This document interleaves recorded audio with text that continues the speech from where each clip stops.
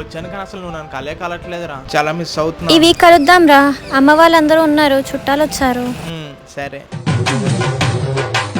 ఏం bro లవరా? Bro నేనంటే చాలా ఇష్టం తనకి. నాకు కూడా మంచి లవ్ స్టోరీ ఉంది, చెప్పనా? చెప్పండి. ఓపెన్ చేస్తే నైట్ ఎక్కువ తిన్నావా?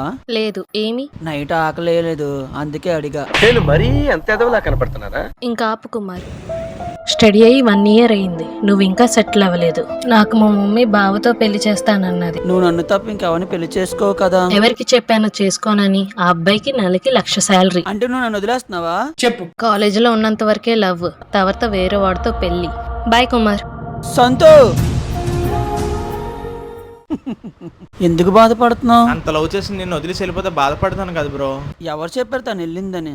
లాస్ట్ లో ఒక మాట అంది బ్రో, సెంటిమెంట్ తో కొట్టాలి. ఇప్పుడు మన ఇద్దరిది ఒకటే క్యాస్ట్ కదా. వాడితో నాకు పెళ్ళైనా నిన్ను నేను వదలను. పెళ్ళైనా నిన్ను ఎందుకు వదలనన్నది బ్రో? మా ఇద్దరిది ఒకటే క్యాస్ట్ బ్రో, అట్టా కలిసిపోతాం.